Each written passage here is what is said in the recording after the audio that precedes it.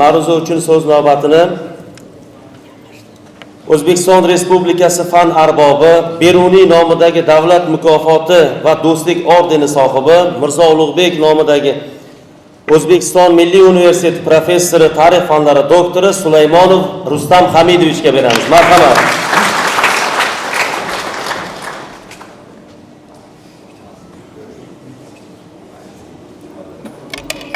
Assalomu alaykum, hurmatli anjuman a'zolari.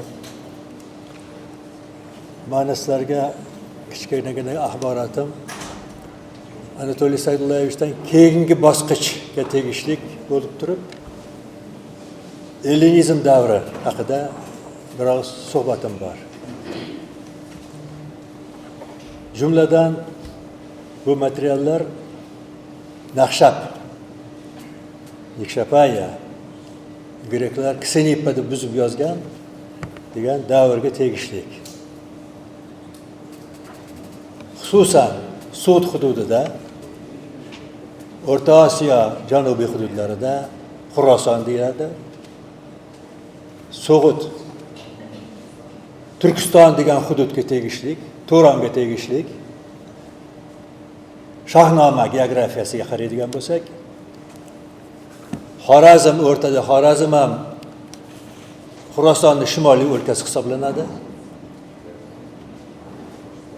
Shahnoma asosan ilk temir davri, ikki xil sivilizatsiya tarixi, hamkorligi va jangu jadaliga Eron va Turon tarixiga bag'ishlangan. Avesta ham asosan shu davrda aks etdi o'ziga. Endi ozgina uzoqroqdan boshlayman. İnsaniyat Afrikadan tarqagan dunyoga.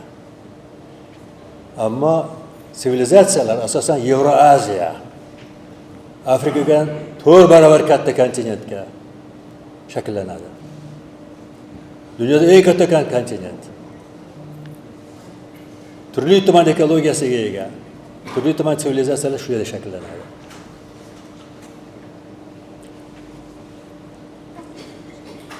Va kontinentlar aro, sivilizatsiyalar aro murakkab jarayonlar kechadi. Markaziy Osiyo shu aloqa yo'llarining markazi sifatida. Oldin sivilizatsiyalar chorrahasi deyilardi. Hozir oxirgi adabiyotlarda yo'q, chorraha sivilizatsiyasi bu degan g'oya o'rtaga tashlanyapti. Friedrich Starr degan amerikalik mutaxassis asarida shu g'oya asoslangan. Undan oldingi g'oya bu aslida. Bu rivojlantirgan shu g'oyani. Misol keltiradi. Musulmon Renessansi davri. Bag'dod. Ikkinchi markaz o'zimizda bo'lgan. Merv, Samarqand, Urganch shaharlarida kechgan bu jarayon. Misol keltiradi. 12-asrda Ibn Sinoning qonuni lotin tiliga tarjima qilinyapti Yevropada. 100 yil o'tgandan keyin ana shu asar Xitoyda tarjima qilyapti Xitoy tiliga. Bu nima degani? Bizning mahsulot dunyoga tarqadi degani. Demak, mana shu Markaziy Osiyo ham muhim, Yaqin Sharq kabi xalqaro sivilizatsiyalarning markazi bo'lgan. Qachondan boshlangan bu narsa? Mana Anatoliy Saydullayev hozir bronza davri, neolitdan boshlab turib ilk temirgacha olib keldilar. İlk temir davrida bu narsa avjiga chiqadi bu jarayon. Skif degan xalq, turkiy zabon xalqlarning eng qadimgi bobosi Mongoliyadan chiqib turib, qisqa muddatda Yevropagacha yetib boradi. Karasovskaya kultura degan madaniyat bor. Bu madaniyat birinchi marotaba ot mingan lashkarga ega bo'lib, otga mingan holda uzun nayza, uzun shamshir bilan jang qilib, butun dunyoni egallay boshlaydi. Kavaleriya armiyasi shunda shakllanadi. Shu madaniyatning izlari Yenisey boshida, Minusada, Minushinskiy kotlovina deydi, 12-asrda yetib keladi eramizdan oldin. 10-asrda Sirdaryoning etagida Janubiy G'arbiy Qozog'iston, Severniy Tagiskan degan kattakon bir Bo'riston bor, nazorat. İlk Temur davri. 10-asr, 8-asr arasida. Oldin 7-8 deylardi, hozir 10dan borligi ma'lum bo'lyapti. Kattakon mavzelar qurilgan. Devorning qalinligi 4-5 metrgacha. O bir 10 metr, 15 metrlik gumbazlar qurilgan. Hammasi agrabli. Hammasi talangan. Keyingi ko'chmanchi, avvalgi ko'chmanchini butun go'ristonlarni buzib tillasini o'g'irlab ketavergan. Ko'chmanchilarga xos xususiyat. Muqaddas emas, bizni bobolari emas, begonalar.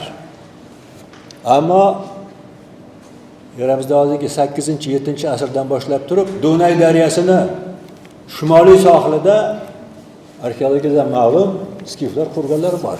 Yevropaga yetib bordi bular. Adile Ayda degan bir Fransiyada, Sorbonnada ishlagan turk ayoli bor. Shuni asari bor. O'zbekchaga tarjima qilingan. Adile Aydaning asari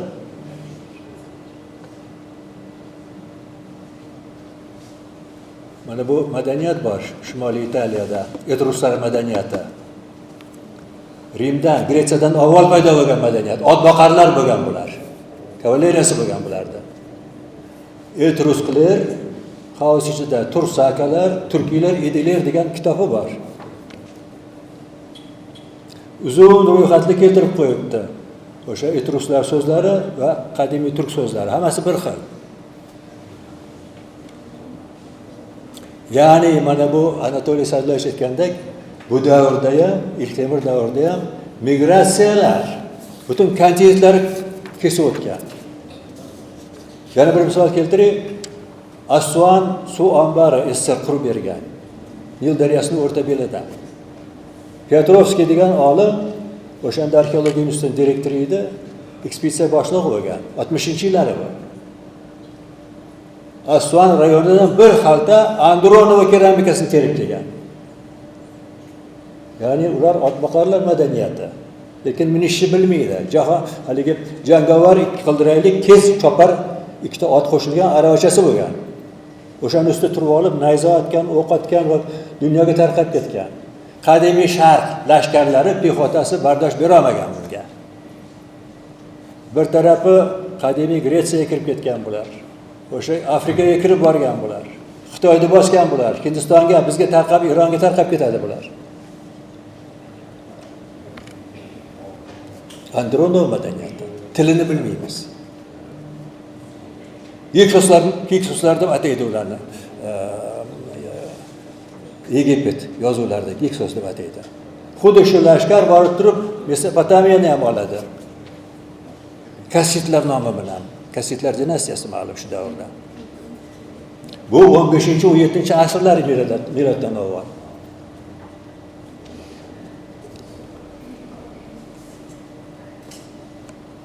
Endi O'rta Osiyoda yana bir jarayon kechadi.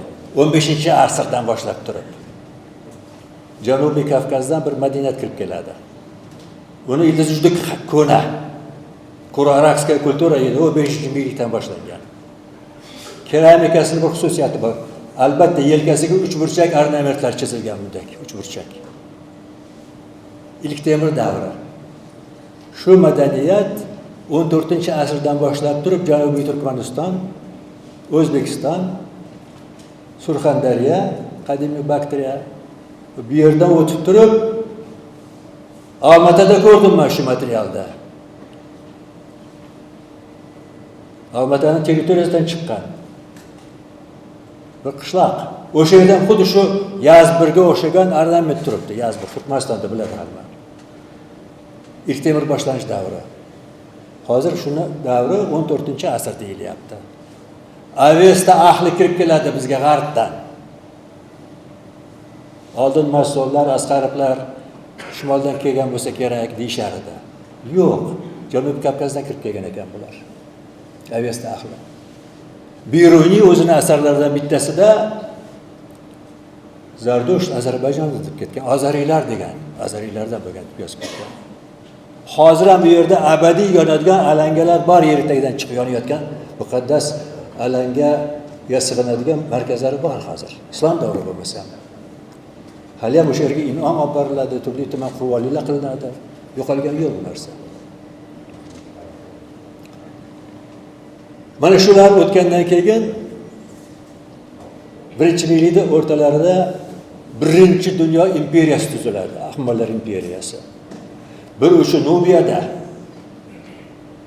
bir uchi Frakiyada, Yevropada, bir uchi Qozoqda Jetisuvda, Sakatigraxavda. Doraman bularni o'zimga qaratib oldim degan yozuv bor. Bir qismi Hindistonda, Shimoliy Hindiston.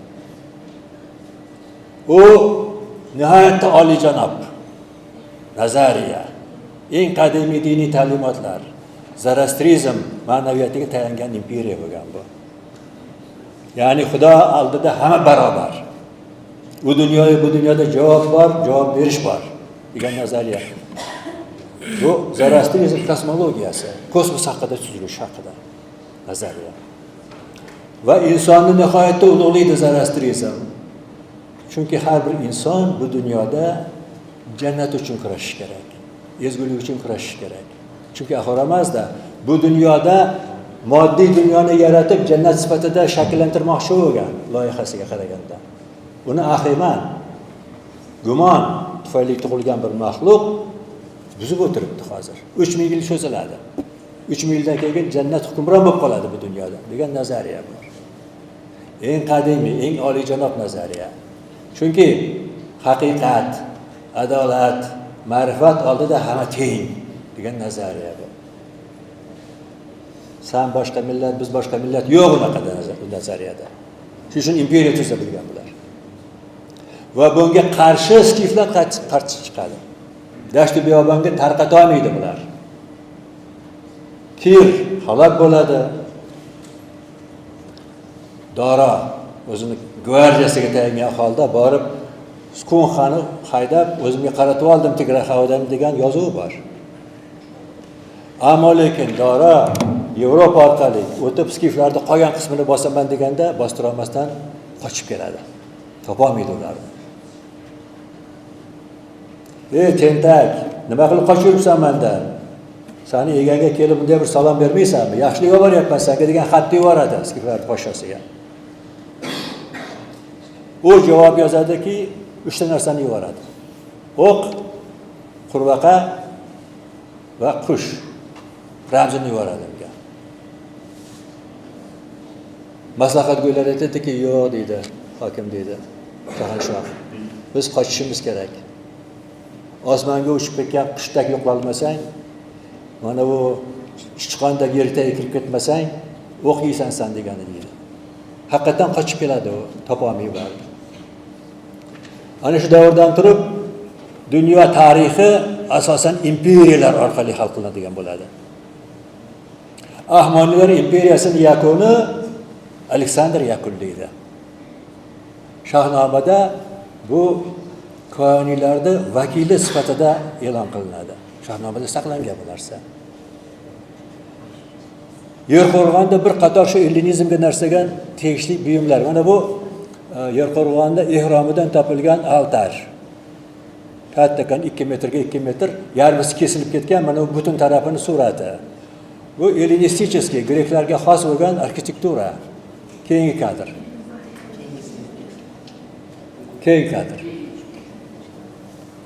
O'sha davrga oid devorli ornament. Greklarga xos ornament bu. O 5-asrdan oldin ma'lum bir narsa. Bu narsalar endi hozir Yerqo'rg'onda 1-asrlarga oid. Ehromdan topilgan. Shahardan tashqaridagi ibodatxonada topilgan. Keyin kadr. Nabijon topib qo'ygan bir ajoyib buyum. Turli tuman Gretsiyani sahna san'ati, teatralniy san'atiga xos bo'lgan belgilar bular. Niqob. Yo niqob endi bu arabcha so'z. Maska deydi. Grek. O'zbekda masxara degan so'z o'shandan qolgan. Bu yerda drama, tragediya, komediya, satirani maskalari bor. Ya'ni butun o'sha grek teatrining jarlari bor, yer qo'rg'onning etagidan topilgan. Shulliktepadan topilganini yozishibdi bular. Shulliktepa yo'q u davrda. Shahardan tashqari joyda teatr bo'lgan bo'lsa kerak. Chunki Oyxonimda Shimoliy Qozog'iston nima? Afg'on, Amir Buxoroning yerlari aslida Oyxonim degan bir joy bor, aholisi o'zbek, tojik yerda, Afg'on yo'q edi, hozir Afg'on tiqilib ketgan Shimoliy Afg'onistonga. Kattakan shaharda marmardan qurilgan haqiqiy grek teatri turibdi deb qoldilar. Keyin kadr. Yerqo'rg'on ehromidan topilgan ma'budani kallasini sinig'i 3-asr. So'nggi Pahlaviylar davriga oid. Lekin mana shu ikonograficheskiy tip nusxa qadimiy Gretsiyani 8-7 asrda uchraydigan bu portret bu. So'g'da bu narsa 3-asrgacha saqlangan. So'nggi Pahlaviylar davri ehromi. Keyin kadr. Lekin ko'proq mana shu ellinizm davrining ta'siri kulolchilikda saqlanadi. İlk temir davrida, Ahmolar davrida jumladan faqat silindrakonish shakliga ega bo'lgan xumcha, xurmacha, kosani bilamiz biz. Grek sivilizatsiyasi nihoyatda maishati baland bo'lgan. 30 ga yaqin, 40 ga yaqin turli tuman ishlar qo'yilgan dasturxonga. Hammasining o'zining oti bor. Grek kolonizatsiyasining o'ziga xos xususiyati bor. Sharq davlatlar boshqa joyda bosib olsa, soliq soladi. Birinchidan ko'p katta emas, ikkinchidan lashkaring meni jangimga qatnashish kerak degan shart qo'ygan.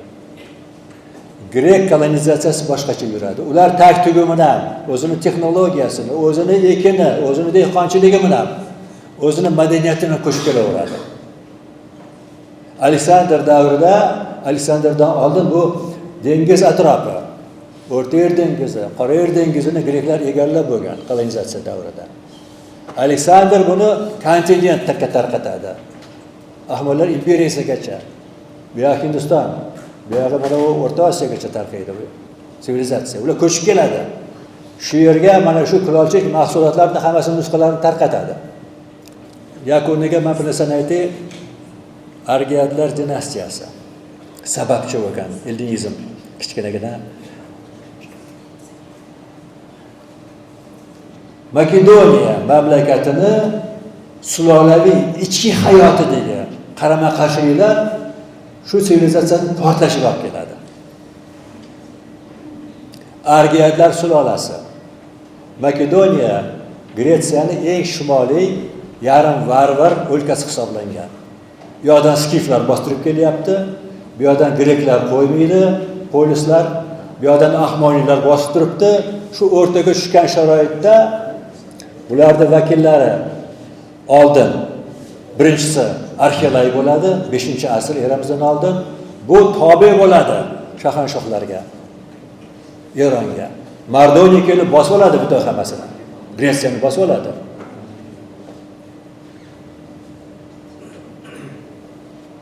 Sparta bilan Afinani ola olmaydi. Spartanskiy lashkar turib kirgizmaydi Spartaga. Bas kela olmaydi. Afinaliklar bo'lsa, butun o'zi hammasi savdogar xalq kemalarga o'tirib, dengizga o'tirib qochib ketadi. Afinani talaydi keyinda, tashab ketadi. Mardoniya shu davrda bosib olgan bo'ladi butun. Endi shulardan birinchisi 4-asrda podshosi bo'lgan mashhur odam, mashhur jangovar, botir, diplomat Filip II. U zo'r bir skiflardan urushaverib, skiflarni Dunay daryosini janubiy sohilidan haydab chiqarib, nariy sohilga o'tkazib yuboradi. Qolgan grek polislarni ham o'ziga qaratib oladi. Kattakon Yevropeyskiy birinchi imperiyani tuzgan bo'ladi bu Filip II. O'g'li Aleksandr 20 yoshga kirib o'tiribdi. Onasi Olimpiada. U Epir podshosining qizi. Shu payt 50 ga endi borgan Filip kuchga to'la bir qizni sevib qoladi. Kleopatra. O'zini qizdan yosh. Uylanadi shunga. Olimpiya qarshi chiqib, arazlab chiqib ketadi o'g'lini olib. Aleksandr 20 yoshga kirib qolgan. To'yda haligi Kleopatrani tog'asi to'st etadi, tabriklab. Mana endi Makedoniyaning buyuk podshosiga munosib xotin endi tegdi. Makedoniyalik tegdi bunga. Kelajak taxt merosi endi tug'iladi, merosxo'ri. degan gap Aleksandrga boradi. Arazlaydi otasidan. Bir qizni sevib qoladi. Yosh qiz. O'zini qizdan ham yosh. Uni ham nomi Kleopatra edi. Oladi shuni. Adula birinchi xotin o'g'li norozi qilib oladi shuni. Undan keyin to'y marosimi qilib turib, butun hamyonni bosib olgan. Lekin qarama-qarshilik juda kuchli. Filipda o'zini eski gvardiyasi bor. Urug'lar oqsoqollari. Yangi gvardiyasi, urush jarayonlarida shakllangan yosh xizmatkorlar. Bularning imtiyozi boshqacha. Ularning manbai boshlig'asi boyligi boshqacha. Buni podsho ta'minlab beryapti. Monarxiya tuzyapti u. Monarxiyaning xizmatkorlari bular. Aristokratiya yangi, yosh, hammasi jangovar xalq. Ikkita aristokratiya orasida jang boshlanadi. Uni ustiga oilaviy mamlakatga qarama-qarshilik kelib chiqyapti. Undan tashqari, bu yerdan Filipga hujum boshlagan imperiya, ahmonlar xavotirda. Tortib oldi-ku bizning mulklarimizni. Ana shu vaziyatda Filip o'z qizini uzatyapti. Juda kattakan to'y marosimi. Hozir to'ylarga nima uloq beradi-ku? Sport. Ularda ham shunaqangi olimpiada e'lon qilingan. Kurashchilar, nayza otuvchilar, shoirlar musobaqa qilish kerak. Shu marosimda Filip ikki axranasiz, o'zining oilasi ichida shoshib olimpiadaga borayotganda, bu yerda o'g'li turibdi Aleksandr. Bu yerda bo'lajak kuyovi turibdi, uning ham oti Aleksandr ekan. Shoshib kirayotganda orqadan bir yosh zodagon xanjar urib o'ldirib qo'yadi uni. To'y azaga aylanadi. Aleksandr asli kattakan o'g'li momentalda hammasini bostirib jazolangan, aybdor hisoblanganlarning hammasini kallasidan olib tashlab, endi otam niyatini men amalga oshiraman deb taxtga o'tiradi. Olimpiya qaytib keladi. Pelay shahriga, poytaxtga. De Aleksandr qisqa muddatda birdaniga ajrab qolgan polislar yana bostirib qirib tashlab, Demosfenlarning ovozi o'chib ketib qoladi, yo'qolib ketadi. Demosfenlar doim qarshi chiqqan dushmanlar. 334-yili chegarani kesib, nayzasini nariy qirg'oqqa, Osiyoning qirg'og'iga sanchadi. Bu ramziy harakat. Bu mamlakatda men nayzamni ham o'zimga qaratib oldim. Demak, huquq menda degani.